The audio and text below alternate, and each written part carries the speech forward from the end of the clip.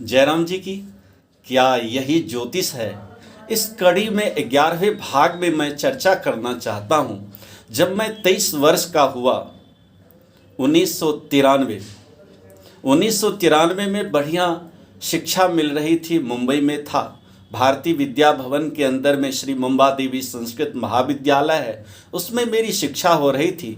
निवास भवन कॉलेज अंधेरी वेस्ट में, उसमें आवास था, बढ़िया सभी प्रकार की व्यवस्था थी और ईश्वर की कृपा से आगे बढ़ रहे थे। जो मैं रेडियो स्टेशन में मेरा अपमान हुआ था कि तुम तो एक सत्यनारायण कथा करने वाले लगते हो, तुम्हें तो पेड़ नहीं बोलना आता है, तुम्हें घोड़ा नहीं बोलना आता है, तुम्हें सड़क नहीं बोलना आता है। इन सब चीज़ों पे मैंने बहुत कोशिश की। उन्होंने सही कहा था, मुझे वाकई में नहीं आती थी। और मैं सबसे पहले जनसत्ता अखबार से जुड़ा, वहाँ पर मेरे आलेख छपने लगे। वहीं गिरिगांव चौपाटी से थोड़ी दूरी पर नरीमन पॉइंट्स है, वहाँ पर जनसत्ता का केंद्र था और बहुत अच्छे संपादक जी थे, मेरे आलेख छपते रहे। उसके बाद एक नवनीत पत्रिका भारतीय विद्या भवन से निकलती थी, उसमें भी मेरे आलेख छपे। हम आगे बढ़ ही रहे थे। मेरा गौना हुआ 1993 की बात है। माता पिताजी से 10,000 रुपये मिलने की बात कही थी। जैसा बिहार का हूँ, वहाँ तो दहेज लेने में अपना स्वाभिमान समझते हैं। भला मैं बिहारी कैसे इससे बच सकता था? मैं भी अपने आप को स्वाभिमान समझता था दहेज लेना। आज की जो मेरी सोच है उसमें मैं इसको गलत मानता हूँ और ईश्वर की कृपा से मैं जो जो आगे बढ़ा तो कोशिश की कि स्वावलंबी बनना चाहिए। पिताजी को 10,000 हम देते कहाँ से? मिले तो थे नहीं, गौना हुआ था। पिताजी के ऊपर भूमि विकास बैंक का ऋण का जो है वसूलीकरण आ गया था। 10 वर्ष पूर्व मेरे पिताजी ने लोन लिया था। हमारे तौजी के कहने से अपने ज़मीन जायदाद के जितने कागजात थे सब बैंक में थे। बैंक के मैनेजर हमारे तौजी ने सब पैसे उठाकर खा गए।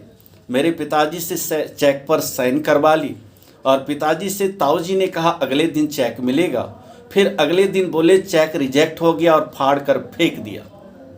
पिताजी ने यकीन भी कर लिया। इस बात को चक्रवृद्धि ब्याज के दर से 10 वर्ष पूर्व यह घटना घटी थी और 10 वर्ष के बाद 93 में 83-84 की बात थी। 10 वर्ष बाद जब जब्दी कुर्की का वारंट आया तो पिताजी हमारे अनपढ़ थे, लड़ने लगे, पर होता क्या, ये लोग तो गमन कर चुके थे। फिर मुझे अपने पत्नी के जेवर बेचना पड़ा। जेवर में था ही क्या, गरीब परिवार से था, एक मंगलसूत्र था। उस मंगलसूत्र को बेच करके बैंक के ऋण से ऋण हुआ और अब हमने सोचा कि मुझे पढ़ना नहीं है। एक बार मैंने कोशिश करनी चाहिए कि मैं पढ़ूं। माँ से पूछा आपको कितना धन चाहिए जिससे 1 वर्ष का काम चल जाए? माँ बोली 300 रुपये महीने। हमने 300 के हिसाब से 3600 रुपये दिए। पिताजी से कहा आप क्या करोगे? बोले व्यापार जो देगा दुगुना करूँगा। 2,500 रुपये दिए। मैंने सोचा चलो अगले साल ये भी 5,000 बना लेंगे। पत्नी को मैके भेज दिया और पढ़ने के लिए मैं मुंबई आया। ईश्वर की कृपा से मुझे कभी किसी से लेने की ज़रूरत नहीं पड़ी। जितनी ज़रूरत होती थी मिल जाया करता था। मैं संतुष्ट प्राणी, मुझे तो चाहिए क्या। जब मैं मुंबई पढ़ने आया तो 6 माह के बाद माँ का पत्र आया कि बच्चे कुछ पैसे और भेज देता तो मैं धान खरीद लेती। बस यह बात मुझे इतनी चुभ गई कि मैंने पढ़ना छोड़ दिया। 1994 में पेपर देने के बाद, शास्त्री पूर्ण करने के बाद मैं आ गया और कभी मुंबई गया नहीं। प्रधानाध्यापक कहने लगे कि अगर तुम नहीं पढ़ोगे तो तुमसे वसूली की जाएगी। 3 साल में 4 साल में जो 3-4 लाख रुपए खर्च हुए। मैंने कहा कुछ भी कर लो, बिहारी हूँ, मैं दूंगा नहीं, न पढ़ूंगा। और जब कुंडली में राहु की महादशा होती है तो यही दिया गया है, पुनः मुस्को भव। भले ही मैं मुंबई चला गया था पढ़ने के लिए, 4 साल गवाया, कुछ कर नहीं पाया। सिर्फ अगर कुछ कर पाया तो ज्ञान मिला। जिन शास्त्रों को, जिन ग्रंथों को हमने पढ़े थे, उन ग्रंथों को में निखार आए, हमें समझने की शक्ति आई, क्षमता आई, पर जहाँ थे वहीं आ गए हम। किसी तरह से दिया है न कि संसार में न तातो न माता न बंधुर न दाता, इस संसार में भगवान के सिवा मेरा कोई नहीं।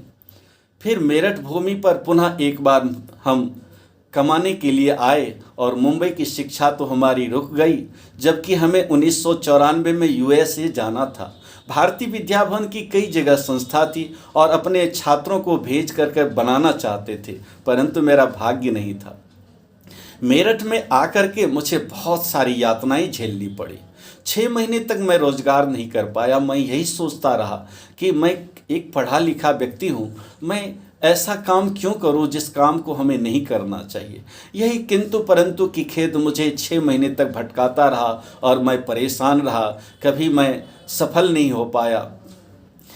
यहाँ मेरठ में सदर में एक जैन की दुकान है, वहाँ पर अखबार में विज्ञापन था नौकरी के लिए। जब मैं उनके पास गया, मेरे तिलक को देखकर बोले, अरे महाराज, यहाँ तो पोछा लगाने का काम है, आप कैसे नौकरी करेंगे।